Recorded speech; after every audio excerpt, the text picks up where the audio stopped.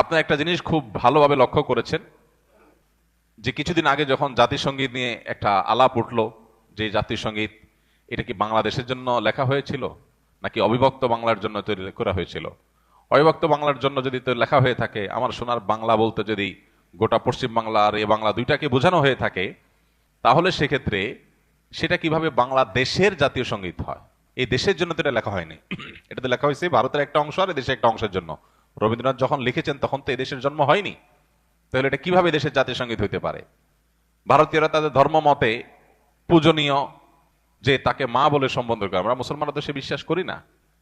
তাহলে এই জাতিসংগীত কিভাবে আমাদের দেশের জাতিসংগীত হতে পারে? এটা একটা আলাপ উঠছে, এটা কোনো চূড়ান্ত বিষয় না যে হ্যাঁ তাহলে বাদ দিয়ে ফেলতে হবে, দিয়ে ফেলছে বা কিছু। এই আলাপ উঠার পর আপনারা দেখছেন বাম পাড়ায় আগুন ধরেছে, তারা এটা নিয়ে এমন ভাবে আওয়াজ তুলেছে মনে হচ্ছে দেশ শেষ হয়ে গেল। কিন্তু এখন দেশের স্বাধীনতাই যখন হুমকির মুখে, সার্বভৌমত্ব যখন হুমকির মুখে, দেশের বিরুদ্ধে সকাল বিকাল যখন মিথ্যাচার চলছে, তখন তাদের সবার মুখে কুলুপ। এই মানুষগুলোর শয়তানি যুগ যুগ ধরে আলেম ওলামারা আপনাদেরকে বলে আসছে, আপনারা হয়তো কেউ বিশ্বাস করেছেন, কেউ করেন নাই। এখন সময় এসেছে প্রকৃত শয়তান দেখার। শয়তান দেখার খায়েশ যদি থাকে কারোর, তো এদের চেহারার দিকে সকাল বিকাল তাকালেই শয়তান দেখার খায়েশ পুরা হয়ে যাবে, যে মানুষরূপী শয়তান কিভাবে হয়, মানুষ কতটা ভণ্ড হয়, কতটা ইতর শ্রেণীর হয়, কতটা মানুষ বিচারী হয়, মুনাফিক হয়। এটা এদেরকে না দেখলে বোঝার কোনো উপায় থাকবে না। তারা দেশের প্রেম আর দেশের মায়া এমন ভাবে জিকির করবে।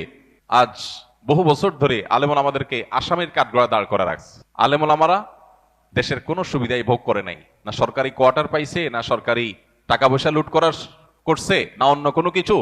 কিন্তু দেখবেন দুর্দিনে সবার আগে জান দিয়া, জীবন দিয়া আলেমুল আমারা সবার আগে চলে যাচ্ছে।